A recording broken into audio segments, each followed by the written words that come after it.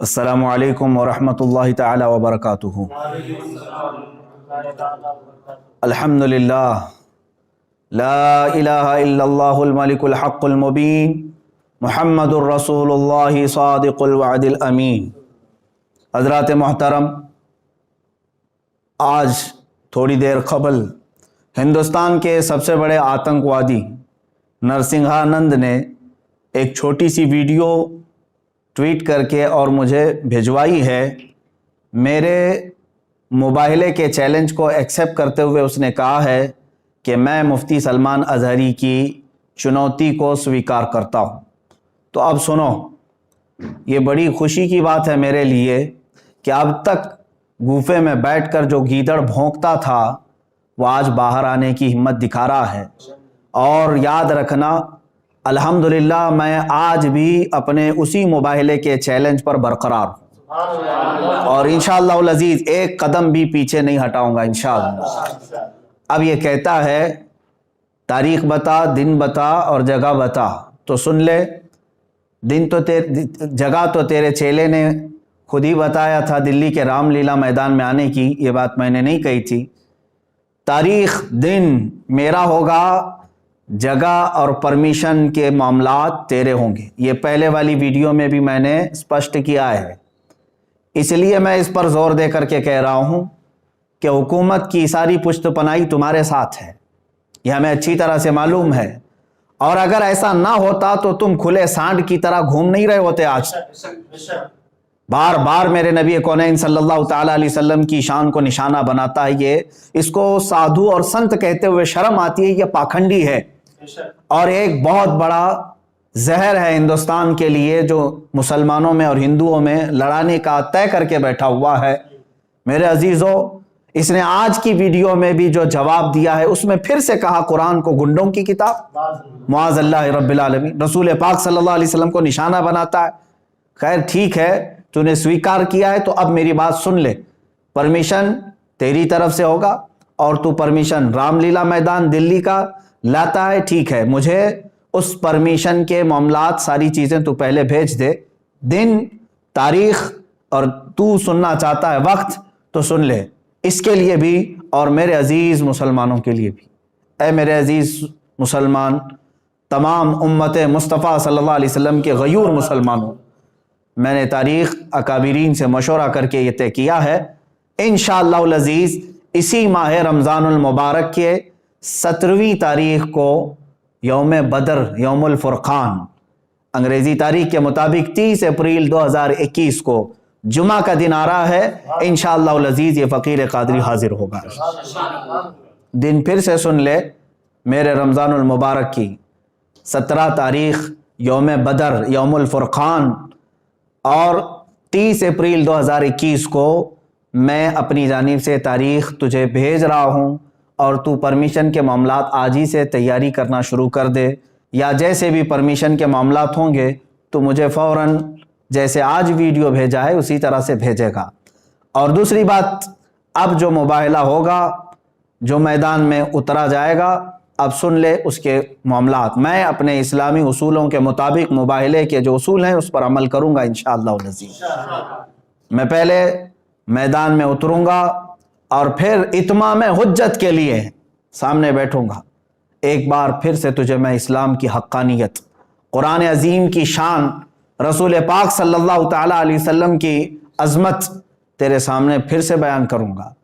और तू फिर से अगर इनकार पर इनकार करता है, रसूल पाक सल्लल्लाहु ताला अलैहि वसल्लम की शान में मुग़ल्लज़ात बकता है, कुरान अज़ीम और इस्लाम को निशाना बनाता है, उसके बाद इत्माम हुज्जत ख़त्म हो जाएगी। मेरी तरफ से जो तुझे इस्लाम की हक्कानियत बतानी थी वो मुकम्मल होने के बाद तू भी बैठ जा, मैं भी बैठता हूँ। तूने कहा है ना कोई चीज़ नहीं लेकर के आऊँगा, देवी को और माँ को अपने अंदर लेकर के आएगा। बहरहाल जिस देवी और देवता की तू पूजा करता, इबादत करता है, तू बैठ करके अपनी देवी और देवताओं को पुकारेगा और मैं अपने रब्बे ज़ुल जलाल खालिक़े कायनात अल्लाह रब्बुल इज़्ज़त को पुकारूंगा और मैं ये अर्ज़ करूंगा कि ऐ अल्लाह, इसमें जो झूठा है उस पर तू लानत भेज और उसको तू अपने अज़ाब का निशाना बना दे। इंशाअल्लाह अज़ीज़ ये सिलसिला चलता रहेगा اور اس کے بعد پھر جو تیرے لیے اگنی پریکشا ہے وہ بھی باقی رہے گی انشاءاللہ العزیز۔ یہ اصول ہیں موبائل کے۔ اب پھر میں یہاں پر کچھ چیزیں ضرور عرض کروں گا۔ جانے سے قبل ایک اور بات اس پاکھنڈی کے لیے، نرسنگھانند کے لیے، کہ تیری بھی باڈی ٹیسٹ ہوگی، میری بھی باڈی ٹیسٹ ہوگی، تیرے بھی کپڑے چیک کیے جائیں گے، میرے بھی کپڑے چیک کیے جائیں گے، کوئی چیز لگا کر کے نہیں آیا جائے گا، ہم اسی طرح سے آئیں گے، اور کتنے لوگ رہیں گے اس کو اگلی مرتبہ میں ہم طے کریں گے۔ اور یاد رکھنا، شرارت کرنے کی کوشش نہیں کرنا۔ اگر تو اپنے گوفے سے باہر آنے کی ہمت دکھا رہا ہے تو پھر سے میں تجھے کہتا ہوں، بزدلوں اور کائروں کی طرح سے شرارت نہیں کرنا۔ جس طرح تو اپنے گوفے میں بیٹھ کر کے عام بھولے بھالے ہندوؤں کو ہتھیار سے لیس ہونے کی دعوت دیتا ہے، لڑانے کے لیے ابھارتا رہتا ہے، اس طرح اگر تو نے دلی میں رائٹس کرنے کی کوشش کی، ہندو مسلمان فسادات کرنے کی کوشش کی، اس کا سارا ذمہ تیرے سر پر ہوگا۔ اس لیے کہ میں ہندو مسلمان لڑائی کا، فساد کا حائل نہیں ہوں۔ میری لڑائی عام لوگوں سے نہیں ہے، صرف تیرے سے ہے، تجھ پاکھنڈی سے ہے، جو تو اپنے مغلظات کے ذریعے سے اسلام کو اور قرآن کو اور میرے آقا کو نشانہ بناتا ہے۔ سب کو معلوم ہے تو سیاست کے لیے یہ تمام چیزیں استعمال کر رہا ہے، لیکن آج بات آ گئی ہے میرے نبی محترم صلی اللہ تعالیٰ علیہ وسلم کی۔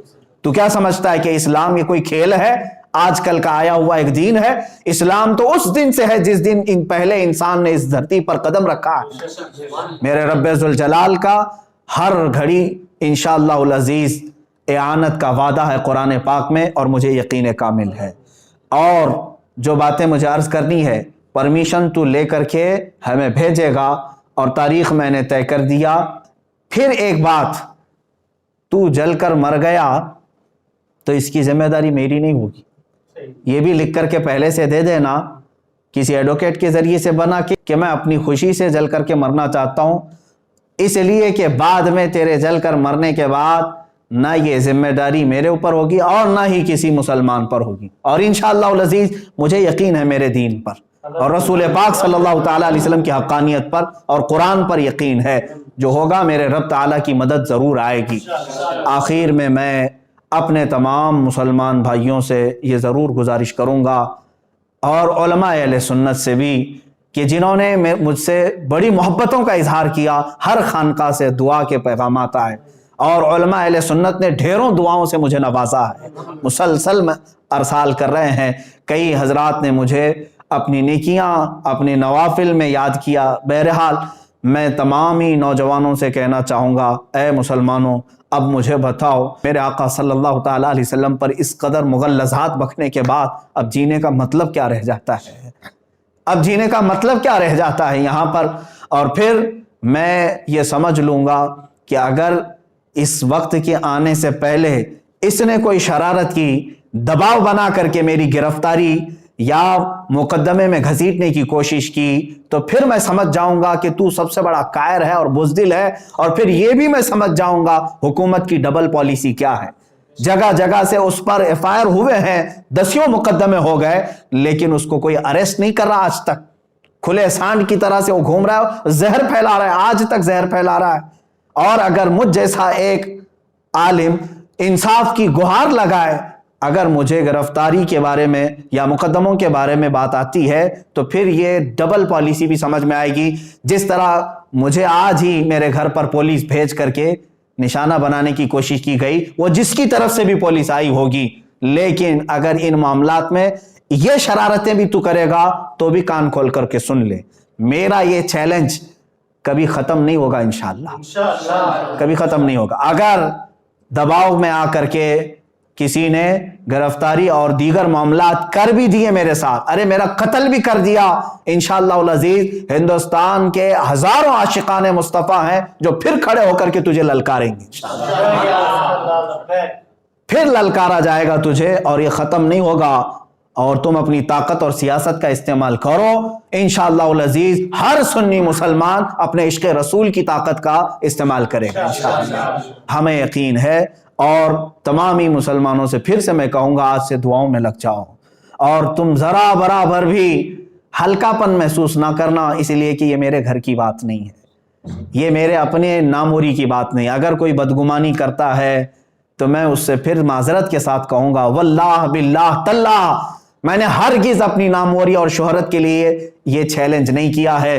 دل جل رہا تھا اسلام کی حقانیت اور رسول مختار صلی اللہ تعالیٰ علیہ وسلم کی شان اور قرآن کی شان کے اظہار کے لیے میں نے چیلنج کیا, اور مجھے یقین کامل ہے انشاءاللہ العزیز, یقین کامل ہے فتح ہوگی تو اللہ رب العزت کے ان بندوں کی فتح ہوگی, کیونکہ قرآن میں مولا نے فرمایا کان حقا علینا نصر المؤمنین. اللہ فرماتا ہم نے اپنے اوپر لازم کر لیا ہے ایمان والوں کی مدد کریں گے. میرا رب فرماتا ہے کتب اللہ لاغلبن انا ورسلی ان اللہ قوی عزیز. اللہ نے یہ لکھ دیا ہے کہ غالب آؤں گا تو میں اور میرے رسول, اور بے شک اللہ قوت والا اور غالب آنے والا ہے.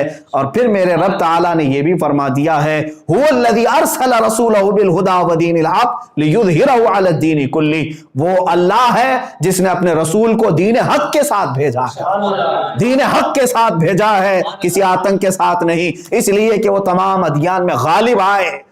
اور میرے رب تعالیٰ کے اس کلام مقدس پر یقین رکھو اے سنی مسلمانوں. اور پھر میں گنگناتے ہوئے یہ پیغام ہر ایک سنی مسلمان سے کہوں گا تم بھی آج سے اس کو ورد زبان بنا لینا, اس لیے کہ رزم گاہ حق و باطل اب گرم ہو چکا ہے. اب حق و باطل کے معرکے کی ان تمام تماشا بین مت بننا, حصہ بننے کی کوشش کرو, حصہ بننے کی کوشش کرو. یا رسول اللہ کروں تیرے نام پہ جاں فدا, نہ بس ایک جاں دو جہاں فدا, دو جہاں سے بھی نہیں جی بھرا, کروں کیا کروڑوں جہاں نہیں. ایک جان کیا ہے اگر ہو کروڑوں, تیرے نام پر سب کو وارا کروں میں. یا رسول اللہ ابھی وہ امی فدا کا آقائی و مولائی آپ کی شان میں مغلظات بکے جا رہے ہیں اور ہمارے کان ابھی تک سننے کے لیے باقی ہیں. ہم معذرت چاہتے ہیں یا رسول اللہ, اے اللہ کے نبی صلی اللہ تعالیٰ علیہ وسلم, ہم گناہگاروں کو ایک بار پھر سے معاف فرمائیں, اور دین حق اللہ رب العزت کے نصرت کے لیے, دین حق کی نصرت کے لیے دعا ضرور فرمائیں. اور تمامی مسلمانوں سے پھر سے کہوں گا دل کو حاضر رکھتے ہوئے میرے مصطفیٰ صلی اللہ علیہ وسلم کی طرف توجہ کرتے ہوئے, کون سا دن میں نے بتایا ہے, یوم الفرقان, یوم بدر, جس دن میرے مولا نے 5000 فرشتے اپنے نبی کی حمایت کے لیے اتارے تھے. آج تم پھر سے رزم گاہ حق و باطل میں چلو اور پھر یوں کہو لبیک یا رسول اللہ, لبیک یا رسول اللہ, لبیک یا رسول اللہ. اور انشاءاللہ العزیز جو علماء اہل سنت و جماعت آنے کے لیے مجھے میسیجز بھیج رہے ہیں, ان سب سے بھی گزارش ہے, تاریخ میں نے اعلان کر دیا, جو حضرات پہنچ سکتے ہیں وہ انشاءاللہ ضرور پہنچیں گے, اور اپنی قوت ایمانی کا ثبوت آج دینے کا وقت ہے, ہم دے کر کے رہیں گے انشاءاللہ. السلام علیکم ورحمۃ اللہ وبرکاتہ.